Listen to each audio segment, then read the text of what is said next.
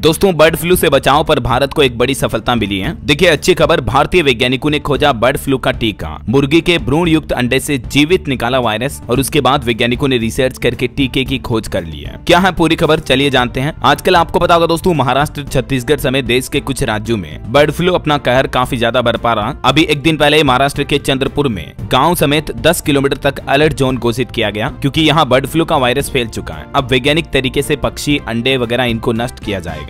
चंद्रपुर जिले में bird flu फैलने के खतरे को देखते हुए मंगली गांव और उसके आसपास के 10 किलोमीटर के क्षेत्र को अलर्ट जोन घोषित कर दिया प्रशासन ने। अभी महाराष्ट्र में तो तेजी से पैर पसार ही रहा बर्ड फ्लू। कई पोल्ट्री फार्म में मुर्गियों की भी मौत हो गई। तो चंद्रपुर में बर्ड फ्लू की एंट्री से हड़कंप मचा और उसके बाद ये 10 किलोमीटर तक का एरिया अलर्ट जोन घोषित किया है। हाल ही में इससे पहले आपको पता होगा छत्तीसगढ़ में भी बर्ड फ्लू की एंट्री देखी गई। उसके बाद सभी जिला कलेक्टर्स को अलर्ट पर घोषित किया है और छत्तीसगढ़ में भी बर्ड फ्लू की रोकथाम के लिए रैपिड रिस्पॉन्स टीम बनाई गई है। छत्तीसगढ़ के रायगढ़ में 12,000 मुर्गियों के चूजे और 5,000 बड़ी मुर्गियों को भी मारकर गाड़ा गया। और छत्तीसगढ़, रायपुर के बाद अब बिलासपुर में भी बर्ड फ्लू फैलने की आशंका है। कानन पेंडारी में वन्य प्राणियों को भी खतरा देखते हुए अभी CZA ने चिकन की सप्लाई भी रोक दी है। तो इन्हीं सब बर्ड फ्लू के हालातों के बीच आखिरकार दोस्तों भारत को बर्ड फ्लू से बचाव में एक बड़ी सफलता मिली है। सबसे पहले तो आपको बता दूं, बर्ड फ्लू जो कि एक तरह का इन्फ्लुएंजा वायरस है, इसे H5N1, H5N6, N8 या N9 इसके अलग अलग वेरिएंट है। ये मतलब म्यूटेट वेरिएंट है। इसे फाउल प्लेग भी कहा जाता है। और दोस्तों हाल ही में WHO ने भी भारत को एक चेतावनी दी थी कि बर्ड फ्लू का नया स्ट्रेन जो है तबाही मचा सकता है।